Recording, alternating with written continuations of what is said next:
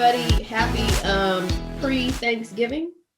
Yeah. Hold on. I just thought about something. What? Are they gonna be playing football on Thanksgiving? I guess so. Oh, okay. I'm still They trying to play live in football. the NBA bubble.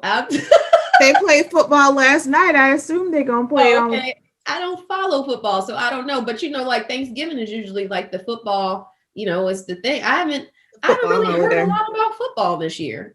I mean, Is I it don't is it a watch thing? I mean, I football. know it's a thing, but is It's a it? thing. I don't watch NFL football, so I don't Yeah, know. yeah. I know that games happen, but Okay. I don't You know, watch I them. know I know some games happened because in the beginning some games were happening for the team here locally that way it wasn't going too well for them. Oh, but I haven't heard anything recently. That's the. I haven't either, so maybe they came with a I turnaround. have no idea what. I mean, I honestly have. I'm like, I don't know who's good. I don't know who's not I good. don't know I either. don't know. I don't know. You know what we do know is that we're still in the pandemic and we're still in the political season. That's all I know.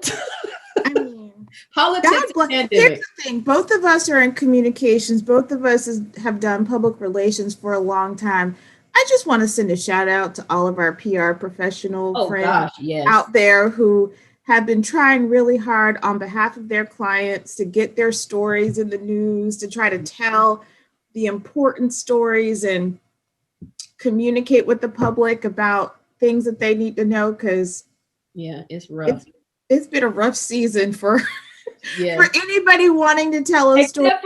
Except for our PR friends at the Atlanta Hawks, they can get in the media. That's It's true. like But I think there's some magicians over there because I don't know what they cook up, but they always in the media. that's true. But I will say this, and we I guess we have to say that we know the people over there. Yeah. But I will say and my next thing was going to be actually the people that have been able to break through are people who've been able to tie what they do to what's in the news, right? Sure. So Sure. the Hawks have been great about, they were great with the social justice stuff all summer, Mhm. making what they're doing relevant to that. They've been And great, continue to be too. They're yeah, still with the doing that. election season Yep. and make every time there's a stand up for national news about voting in Atlanta, I swear it's in front of State Farm Arena. I Yeah. mean, they have just established themselves really well, as the good news purveyor of all good things coming out of Atlanta this season. But for our nonprofit friends that are listening out there, especially as we're going into giving season and all this stuff, Yeah. you got to figure out how to make whatever you're doing relevant, because if not, Yeah. God bless you. Yeah. And they didn't play a game in the bubble. Uh-uh. But they had, I But had I to, mean, I have to razz, I have to razz any team that LeBron isn't on. So right. that's But all that's but think about. about it. I mean, but But that's true. It's like but they they didn't. stayed relevant, and a lot of other teams did not stay That's relevant when they very weren't in true. the bubble. If you were in the bubble, you was bubble. That was bubble talk. But if you weren't in the bubble, you weren't heard. But the Hawks were heard and Yeah. continue to be heard. So yeah, I love Because it. what's going on with the Knicks? I mean, who cares, right? I don't know, but they got a big pandemic in New York. They should have a lot to. They should. Maybe we're not getting the New York media, so maybe we don't know. I mean, But we're getting the New York media. well, I guess I mean, you're come right. on. You're We're right. getting the New York media. And for a long True. time, yeah, we were only getting stories out of New York. And, True.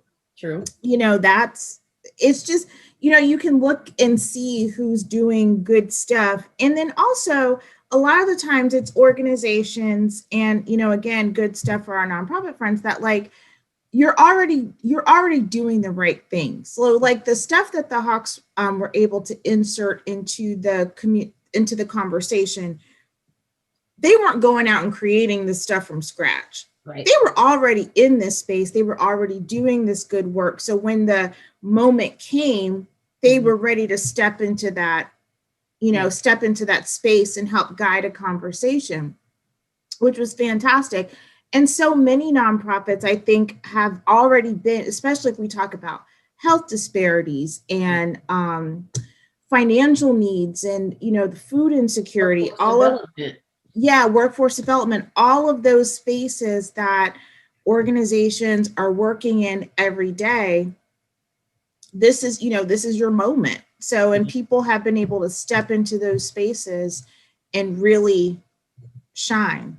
Mm-hmm. And you have But to do it. Like, well, I will tell you two people that I think, two of our friends, and this is going to be dangerous because I'm going to forget, like, somebody that's a good friend of ours that's been doing really well. But I will say two organizations that have been friends of the Good Work Show that I think are doing particularly well with that is Gateway Center with our friend Raphael Holloway, and Next Gen Men and Women with Phil Olaleye, because they've both been in the media numerous times throughout this yeah, pandemic, but their mission and what they do is highly obviously affected by the pandemic, but they've also talked about how they've been pivoting and what they've been doing since since COVID hit, and since, in social justice, and who they serve and how they've been affected. And so that's one advice I would, particularly, like you said, just some advice for our nonprofit friends who are listening, is that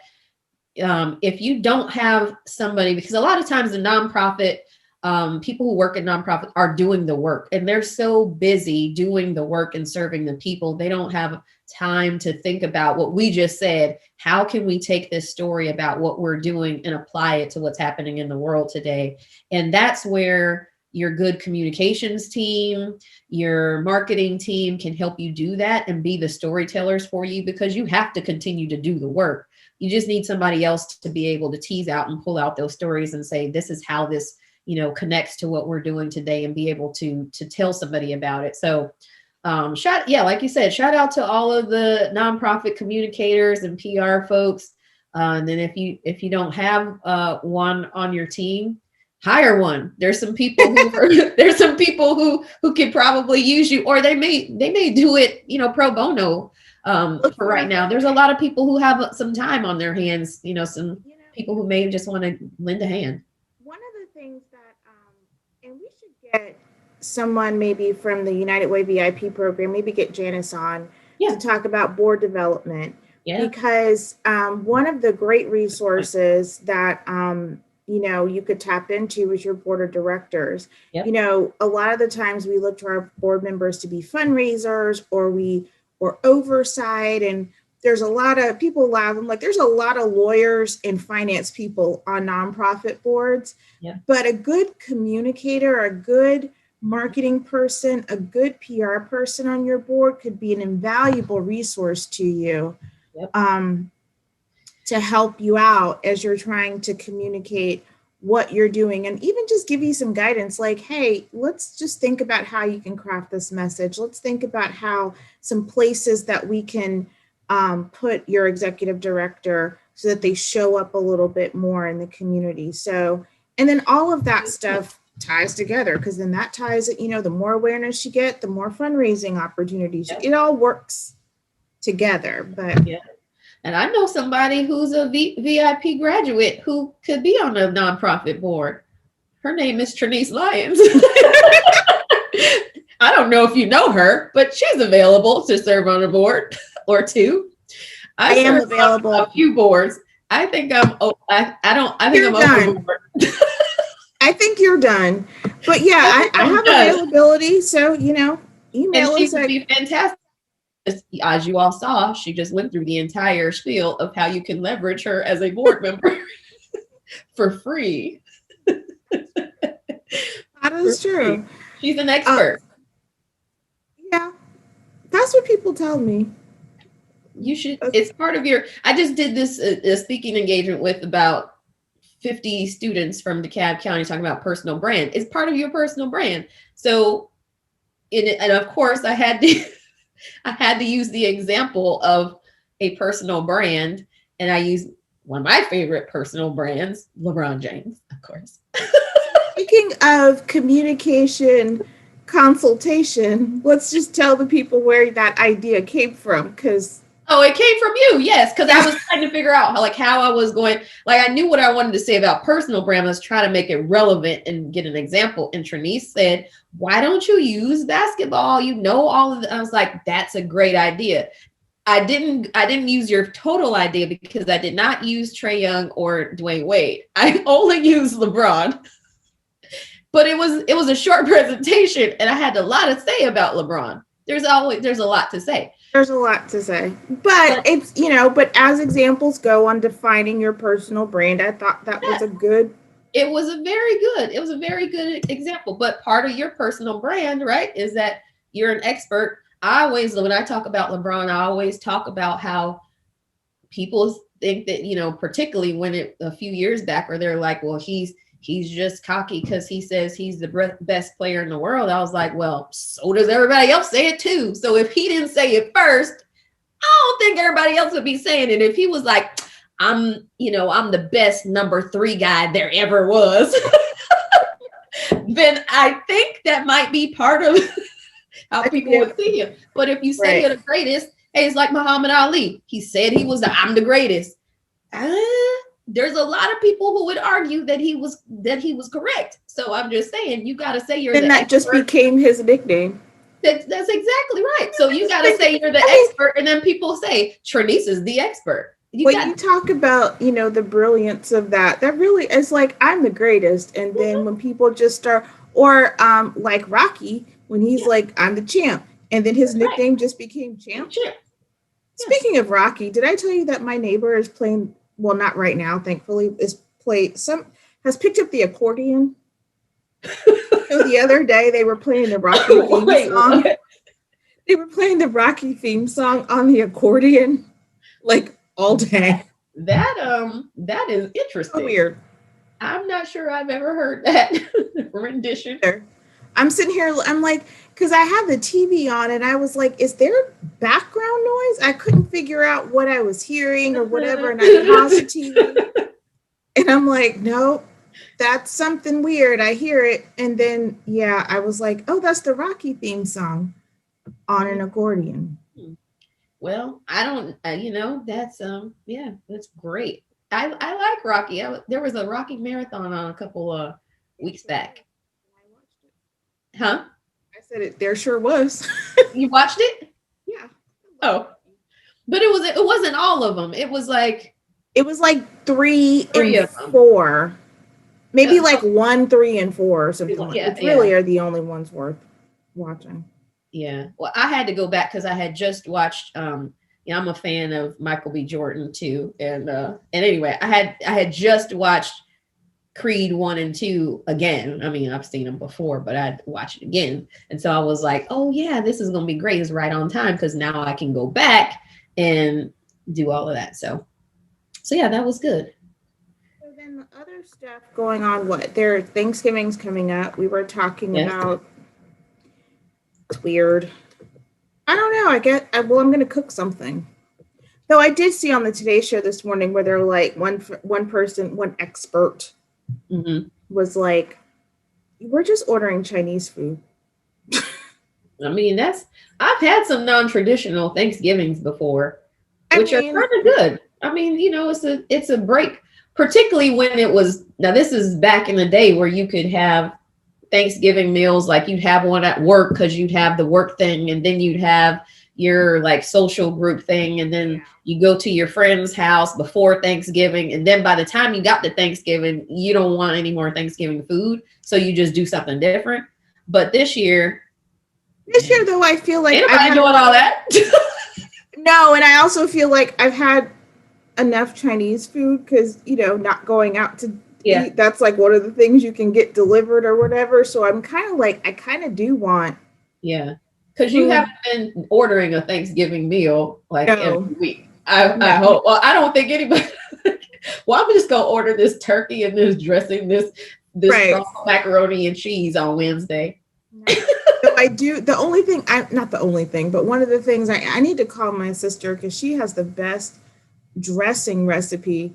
But again, I don't know. I'm gonna have to ask her. I'm like, how do you pare this down that feeds, 15 people? Plus leftovers. How do you pare this down for like a reasonable? I don't know that that's possible. Mail you some. To ship you some.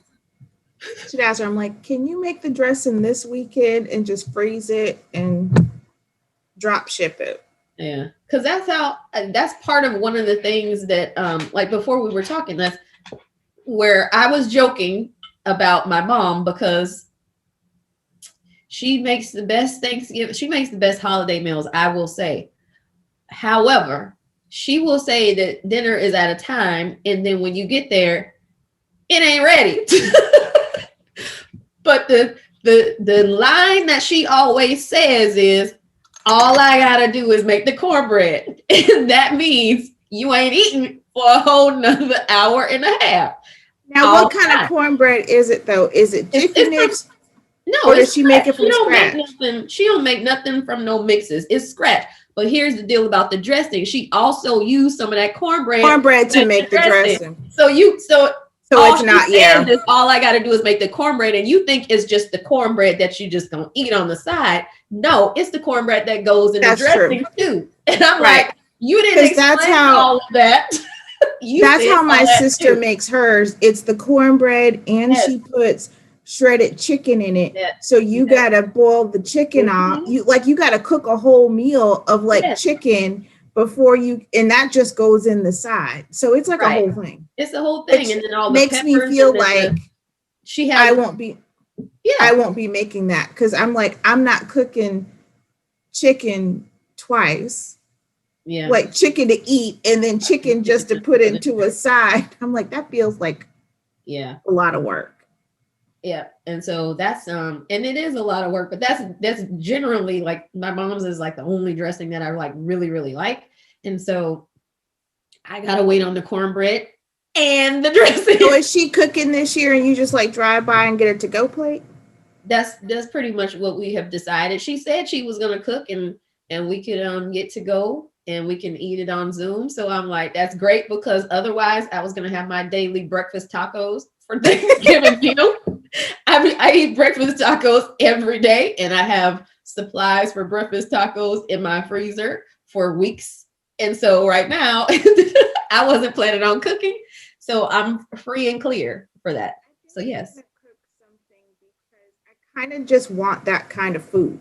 yeah, Like I yeah. want macaroni and cheese. So I'm like, but I want it the way that there's some places around town. Now, I will say there are some restaurants around town that makes, because I'm gonna go buy collard greens because I don't feel like cooking them. And Yeah. there's a restaurant that makes them and they taste like they came out of somebody's kitchen. So that I am gonna buy. But like I was like, I can make a macaroni and cheese. I can do some. I don't think I'm doing sweet potatoes. I don't feel like You don't feel like it's gonna be an interesting meal. I don't know what this meal is gonna be. Well, it could be a menagerie. It may just be macaroni and cheese. Macaroni.